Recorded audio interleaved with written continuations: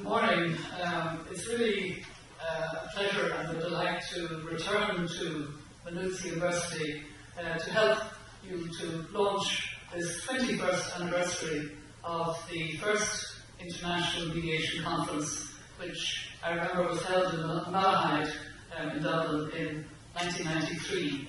I have to say that when I launched that conference, I admit that I underestimated the movement and indeed the expertise which would grow and flourish, including the World Mediation Forum. It's very good to be underestimated because it means then when you perform well, it's all the more significant. And I think that the movement worldwide on mediation and on restorative practices, on traditional forms of looking at how to resolve conflicts, all of these are extraordinarily important in our world. I thought I might share some reflections on the recent challenges that I faced personally in being invited to serve as the Secretary General Special Envoy. First of all, on the Great Lakes in Africa, and now more recently on climate change. I didn't come to these posts with an expertise in mediation, so I had to learn on the job, and maybe some of my reflections may be helpful in that context. I was approached at the end of February of 2013, just after the signing of a peace, security and cooperation framework for the Great Lakes in Africa to become the Secretary General's Special Envoy. And the framework was quite an elaborate one, and I think was important for seeking to implement a peace and reconciliation framework. It was signed by 11 countries initially, and that rose to 13 when Kenya and Sudan joined last January.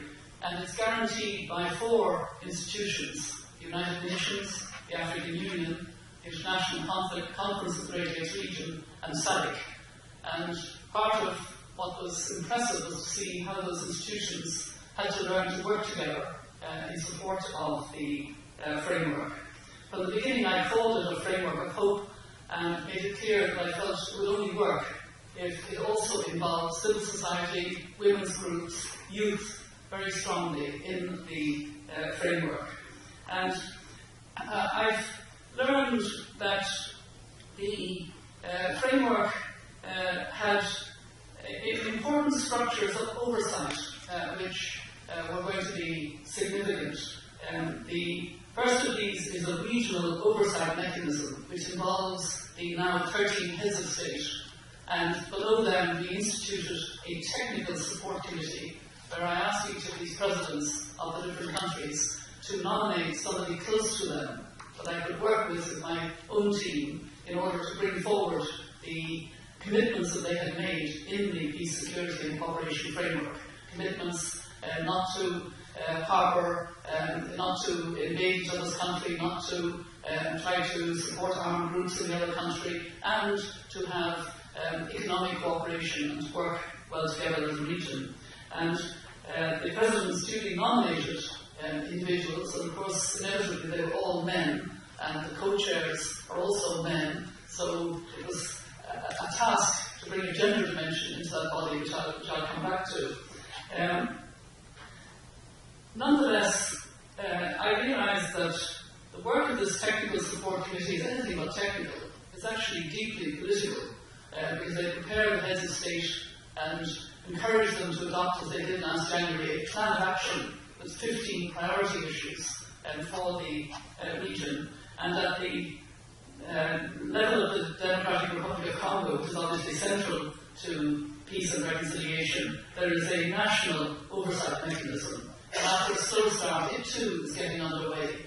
Interestingly, I reported on a number of occasions to the Security Council about developments in the region, and they had very little interest in either the regional oversight mechanism or the technical support committee or the national oversight mechanism. It's almost as if these are structures that are too dull to be interesting, but actually I think they're extremely important because this is the region taking ownership. It's the region deciding that it will be in the driving seat of a plan of action and the commitments made.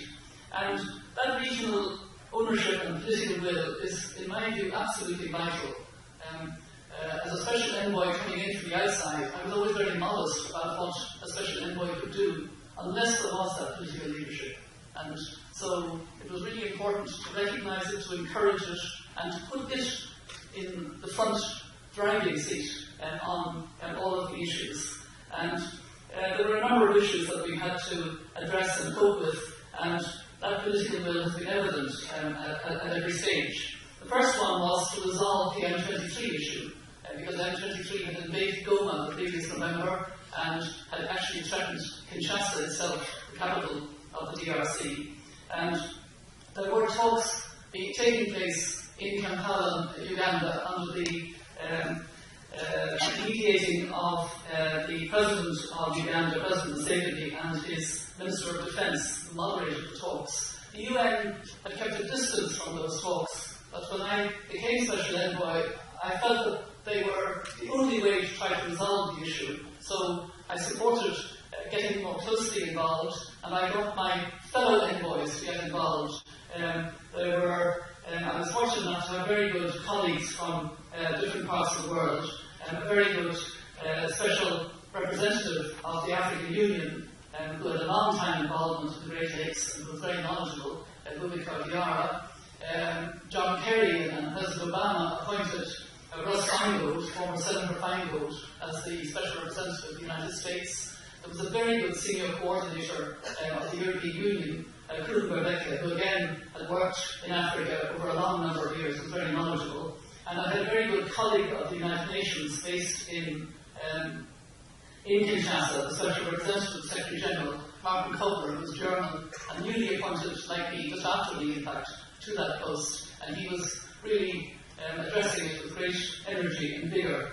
And I decided that we would work together as a team, because in my experience in some other regions that I was familiar with, like Darfur, for example, special envoys had not always worked well together, had fallen over each other or competed with each other. So I decided that we would work well together. We had a joint visit last September last year, and when Russ Feingold had just been appointed.